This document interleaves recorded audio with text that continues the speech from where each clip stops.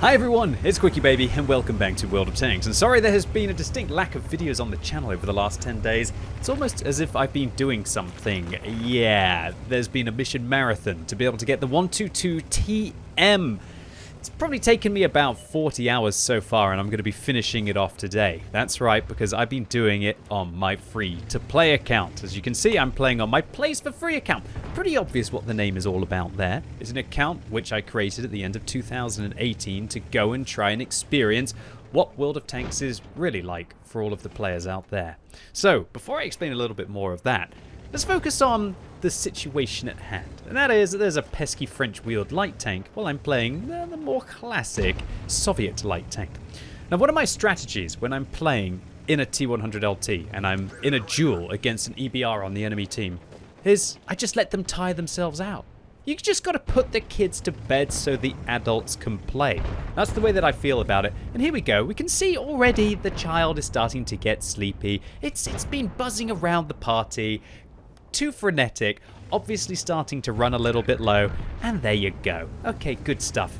Now that they've been put to bed, they've fallen asleep in the corner, now hopefully the adults can play World of Tanks, right? Look, all jokes aside, it's definitely one of the better things that you can do inside your light vehicles.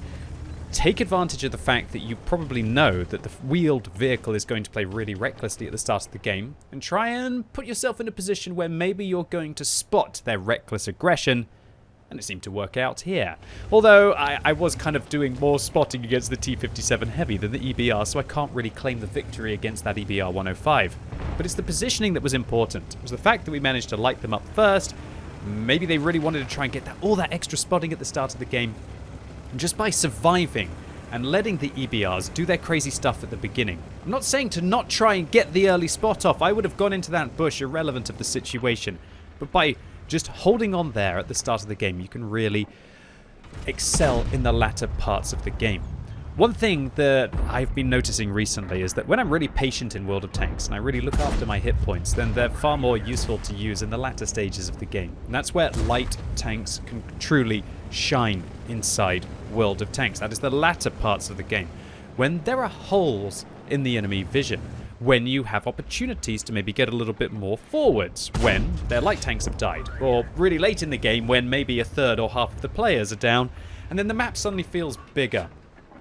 15 players on a map of the size of Redshire is definitely not one of the smaller maps inside the game, but for a light vehicle, the longer the game goes on, the bigger the map feels. And when you've got the best camo, then that's what it is all about. You can then start to pierce through holes in the enemy, look at their vision, and then hopefully, you know, lock down the position against the gorilla and look real cool, as this is the last thing the gorilla's ever gonna see. Oh dear. Oh, that didn't quite work out.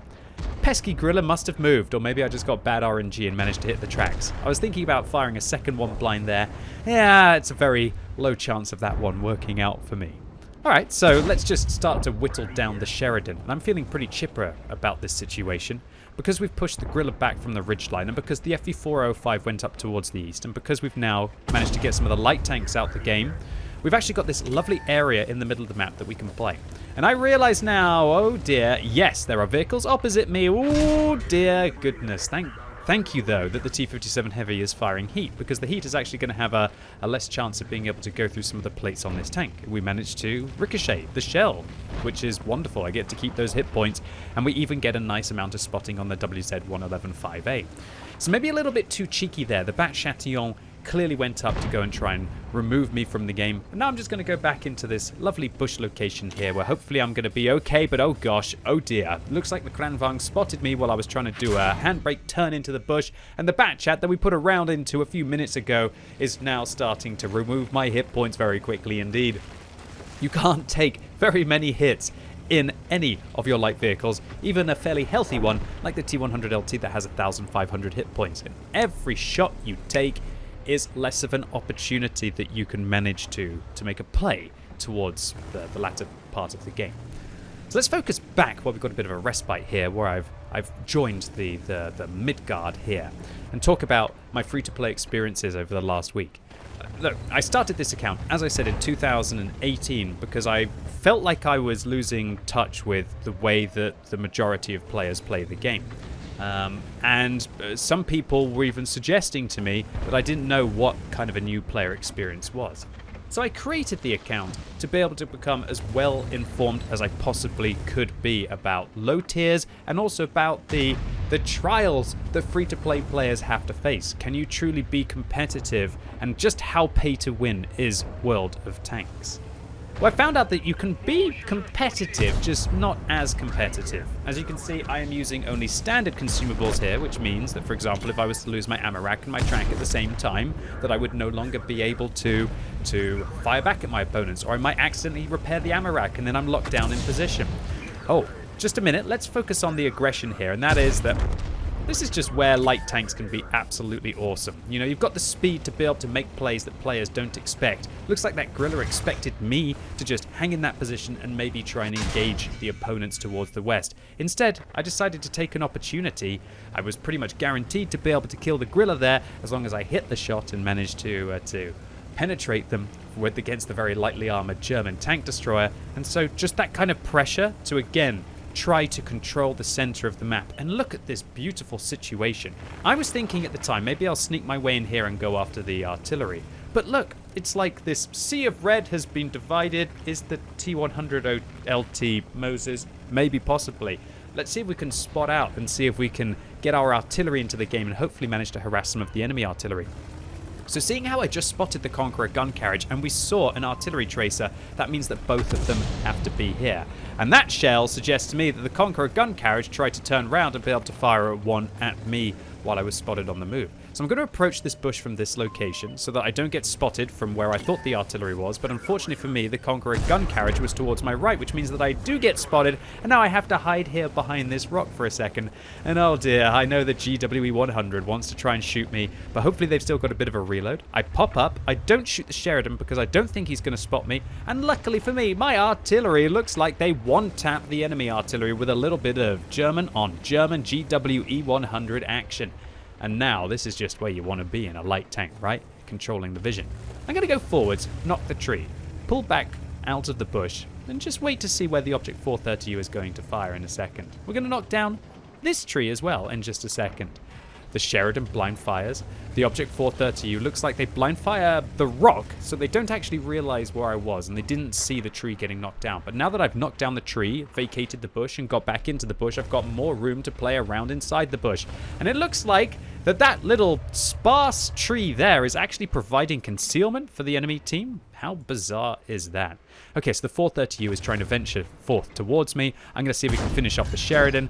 We hit the Sheridan, but we don't manage to actually finish them off. And I'm feathering the target there to see how much of an opportunity I have. And the 430U seems to be making a beeline towards me. I'm a little bit concerned about the fact that the 4005 and the T57 Heavy haven't been spotted, so I want to have a little bit of a look up here. But also, I can shoot through these bushes to be able to engage the 430U, and it doesn't really look like this 430U quite understands where we are engaging them from. One thing that's really interesting about this game as well is that EBR at the start of the game is also in a platoon with this 430U. Can you believe that 430U has been waiting for that EBR this whole time? Or should I say the EBR has been waiting for the 430U, right? Bit bizarre in a mission marathon to sign up in platoons when everybody's trying to get big games to complete their missions for mastery, or just to be able to get a lot of experience to be able to grind your way through the stages, and then have to sit there for 9 minutes after literally the child was put to bed at the start of the game playing the wheeled vehicle. And his 430U is kind of holding him captive here a little bit by playing, should we say, not super passively, but definitely not aggressively. Alright, so I'm just trying to skulk around this south area. I don't want to get caught by the FV4005 because my 600 hit points aren't going to last very long. But there he is. I'm going to reverse, get behind the tree where he's no longer going to be able to spot me when I fire through. And bang! There we go. So let me go back to focusing on what I feel about this account. Can you be competitive in World of Tanks without spending a lot of credits on the game? Yeah, you can, but you're definitely at a disadvantage. You don't have the crew skills. Quite often you have to play stock tanks. When I play some stock tier 9 tanks, I can barely get 40 or 45% wins. But as soon as I elite those vehicles, boom, we're up to 55 or 60% wins, as I have definitely experienced in my pattern the last couple of weeks. you'll be in absolute shock to hear that the Patton has pretty much the same rate of fire as the Pershing when it's using that 90mm, but as soon as it uses the 105, its alpha damage goes from 240 up to 390, and the rate of fire pretty much stays the same. Your damage per minute literally increases by 50%. And at the end of the day, raw statistics matter. There's a reason why some vehicles are better than others, and usually it comes down to the raw statistics of the tank. They've got higher DPM, they've got better alpha damage, they've got better armor, they're faster. And when you're playing stock tanks and you don't have a lot of free experience to be able to skip through, it definitely can impact the win ratio of the account. However, on the other hand, I'd say that it's not as if World of Tanks is completely pay to win. For example, on my main account, I can get about 63% wins. In some vehicles, I can get 70% wins even at tier 9 when I'm playing solo. On my free-to-play account, the win ratio is more about 60%. So I do feel like I'm getting maybe a 5% edge by using all of the premium consumables on my main account and having all of the extra premium rounds to be able to fire. But it's not an insurmountable advantage, but it is still pay to win. There's no doubt that World of Tanks, to a degree, is pay to win. Is it 50% pay to win? No. Is it 5% pay to win? Maybe. Or somewhere in between. Maybe I'll have to try and analyze that and kind of discuss that in a different video altogether. All you really need to know is, I play this account not to use premium consumables. I play this account not to just fire copious amounts of gold rounds left, right, and center. I also play this account to sometimes specifically not use free experience on vehicles, even though I have about 100,000 of it that I've managed to grind and save myself up, purely to try and get the experience that the majority of players have inside World of Tanks. And it's very easy, once you're a little bit long in the tooth, and especially like me when you're a content creator, to forget about those free-to-play players who are propping up the player base, who are keeping the queue times down, and who are completely intrinsic and important to the health of World of Tanks, even 10 years after its release, at least in the RU region. Oh, actually, goodness gracious, this year will be 10 years in the EU region as well. And there we go, a classic free-to-play game at tier 10. We let the children fall asleep at the start of the battle, and then, you know, the adults could play World of Tanks, right? Not the adults with the wheels, not the adults with the wheeled vehicles, the adults with the tracks. And even though I'm saying that, even though I have toilet paper literally all over my vehicle, and it's clearly telling me to stay at home, I do very much feel at home when I play World of Tanks, and it is still refreshing for me to go and take part in these mission marathons. Not specifically to go and get the premium tanks for free itself. I am not going to say that's not a nice little luxury to have on this free-to-play account. To get back to my roots as a free-to-play player, and also reminisce about those kind of times when you really had those struggles. Does it make you appreciate the vehicles when they're fully upgraded? Certainly. Does that mean that I want to grind stock tanks? Ooh, no, definitely not. That magical shine of unlocking a gun is very quickly forgotten.